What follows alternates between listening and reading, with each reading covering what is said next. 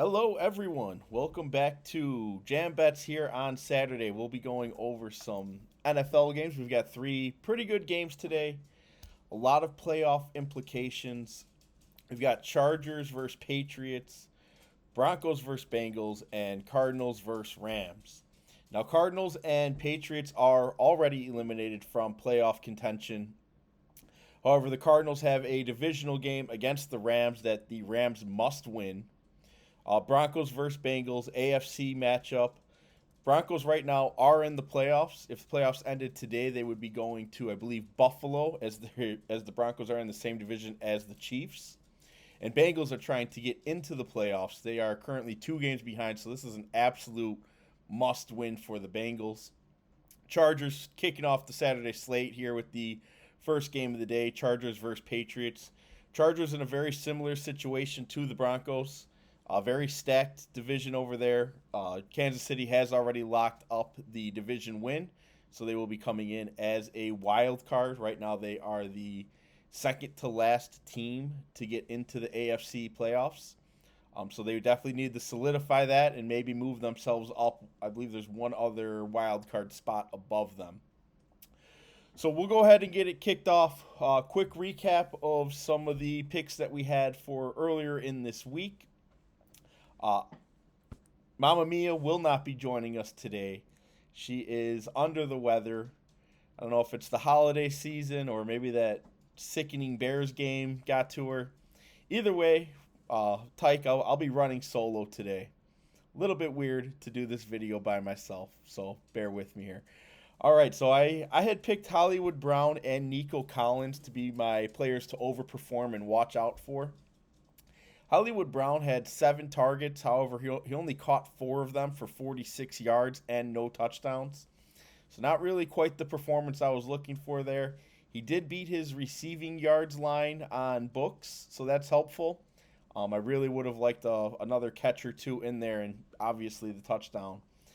Nico Collins, God, the Texans they do not look right. They are struggling. They need to get this boat turned around quickly. They do not look like a playoff team at all right now. They got absolutely shut out by the Chiefs. That was just an abysmal game. Honestly, it was just so one-sided.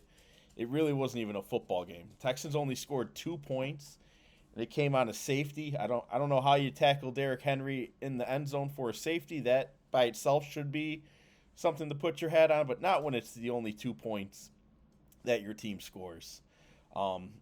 Being down that much to Kansas City, I thought there would have been a lot of opportunity for Nico Collins having the throw. There really wasn't. Nico only had 6 targets. He only caught 3 of those 6 targets. He did have 59 yards, so pretty good yards per catch ratio there. But overall, very lackluster game from the Texans in general. Momma Mia had picked one player to overperform. She picked J.J. Watt. J.J. Watt had a pretty solid game. He is a little banged up as well, but J.J. Watt had 3 total tackles. He did not have any sacks, but he did have 1 tackle for loss. The underperforming, my mama picked 2. She picked Joe Mixon and Kareem Hunt. Mixon, I don't think you can underperform more. Everyone on Houston just should have been the underperformers across the board. Mixon had 9 carries for 26 yards. He didn't have any touchdowns. Kareem Hunt had 9 carries for 20 yards. However, Kareem Hunt did get in the end zone, so that does help move him for fantasy owners. So we'll go ahead. We'll dive into today's 3 matchups. I've got a couple players I'm looking at a lot. Some players that I have meet the same type of criteria that I really like to look for. So I've actually got 3 running backs that I'm going to group in together for everyone. I'm going to start with J.K. Dobbins. He's coming back from injury. This will be his first game back. Gus Edwards is out. And then their other running back, Vindell. I had picked Vindell to be an overperformer for me last week. He didn't do squat, so maybe he'll end up getting the ball this week. But I'm going to roll with Dobbins. I'm also picking Esteem from the Broncos. Last week he led the Broncos in carries. He's somebody that Sean Payton has said that he wants to get more involved in the offense. Steam actually had 5 more carries than the next Denver Broncos running back. So hoping to see that trend continue. His usage and snap count has been increasing as well the past couple weeks. And then James Conner.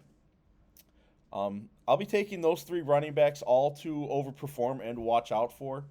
Those 3 running backs are all exceeding 4 yards per carry every time they touch the ball in man run schemes and zone run schemes.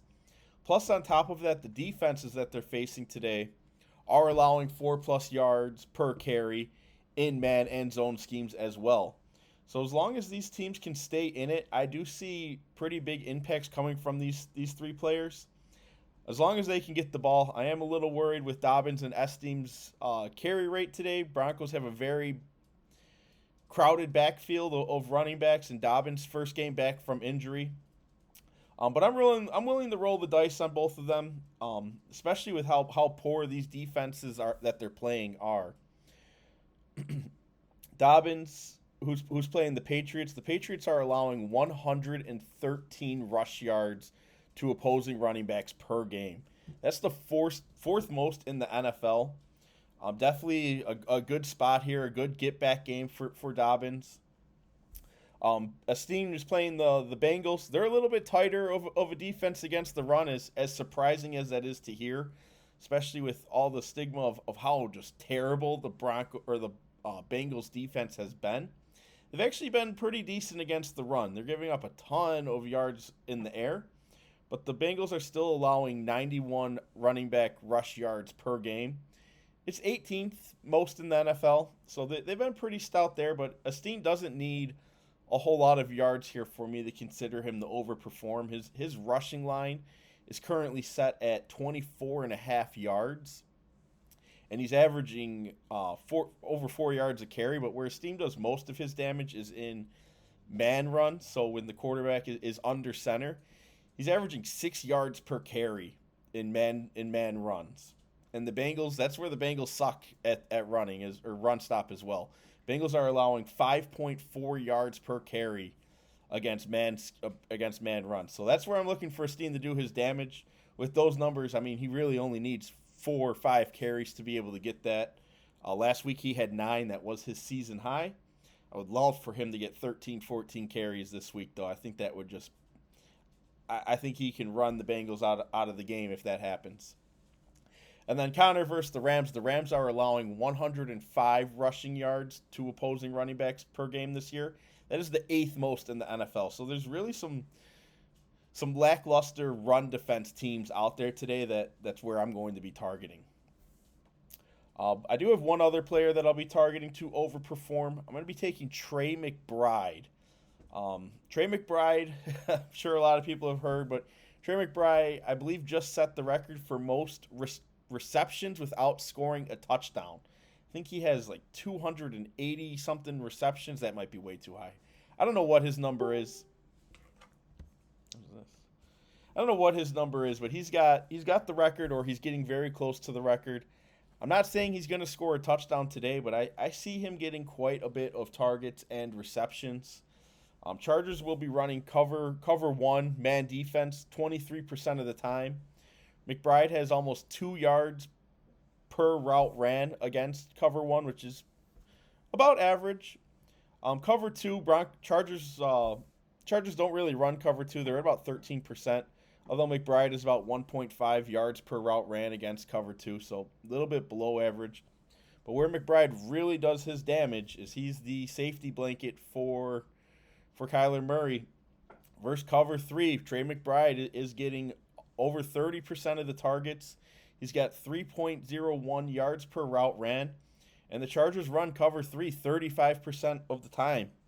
So I'm looking for McBride there. I think he's going to get a good amount of volume.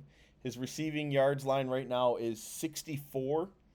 And he's averaging almost 70 yards per game. So his book line is lower than his average. And he's going up against a team where he should excel pretty well. So my Momma Mia did send over a couple players that she was looking out for. Now she is pretty sick, so she didn't give me much info as to why she's picking these players. But she picked Hunter Henry to overperform. I looked at Hunter Henry. He's got, in 5 straight games, Hunter Henry has 4+ receptions. I didn't look at what his line is, but if it's 3.5, I'll be taking his receptions over. Hunter Henry also has a very good coverage grade today. He's got a positive 3.4, which basically means the coverages he's seeing today are about 3.4%, giving him an advantage versus typical coverages that he faces. Now, I didn't run that data to see what exact coverages they are. Trey McBride, for example, had a 6.8 plus coverage percentage. So McBride and Hunter both should be seeing defenses that they play well against. And then Momma Mia's underperformer that she's picked today was Kyler Murray. Kyler Murray, he really struggles against man coverage. And the Rams will be throwing some man coverage at him today. He'll be seeing that about 18% of plays. I mean, Kyler Murray's versus man coverage is atrocious. I don't know if maybe he needs to run the ball more. I don't know what he's doing, but his completion percentage over expectation is -4, which is abysmal. I don't have where that ranks versus all quarterbacks, but I know it's towards the bottom. So a couple playoff games that we're looking at today. I think it's going to be a great game. Some great games. Hopefully get us out of this slump of just this terrible football product that we've been seeing. Those Christmas games were all blowouts. Didn't really need to watch them. The Bears-Seahawks game was probably the most boring football game I've ever seen. It was just a complete punt fest. Good thing the Bears drafted their punter in the 4th round there, because he got a season's usage out of basically just that one game. But Chargers versus Patriots. Chargers must win this game. Patriots are eliminated, but they're trying to develop their young quarterback. I think that'll be an interesting game. That's also in New England, which gives New England fans, they want to go there, see their new young quarterback. Gives them a little bit of advantage there. I do think the Chargers win. Broncos versus the Bengals. It is in Cincinnati. Must win for both teams. I would like to give this edge to the Bengals because I'm a big Joe Burrow fan. It's going to be a get your popcorn ready game there. I don't know the spread of that game, but I'm very interested in watching that game. And then Cardinals Rams to close the night out. It is in LA, so Murray won't have to deal with the cold that he sucks in. Rams must win. The only way the Rams are really in the playoffs right now is because they are winning their division. That NFC playoff picture is stacked. Right now, Lions have the NFC North clinched up, but the 2 wild card spots below that are the Vikings and the Packers. So if the Rams fall out of their division winnings, which the Rams right now are tied with Seattle, and Seattle just had their win. If the Rams lose and fall out of Seattle, the Rams are out of the playoffs. So very interesting dynamic there. Cardinals would love to play spoilers. Divisional matchup there. Cardinals guarantee want to get the Rams out of the playoffs here. So that's all I have for today's games. We will be back with some Sunday slate. Pretty big slate tomorrow. I think there's 8 games on tomorrow. I don't know if they're doing red zone. I hope so. But these games have been pretty spread out for these weeks. It's been very entertaining if you're in your fantasy playoffs.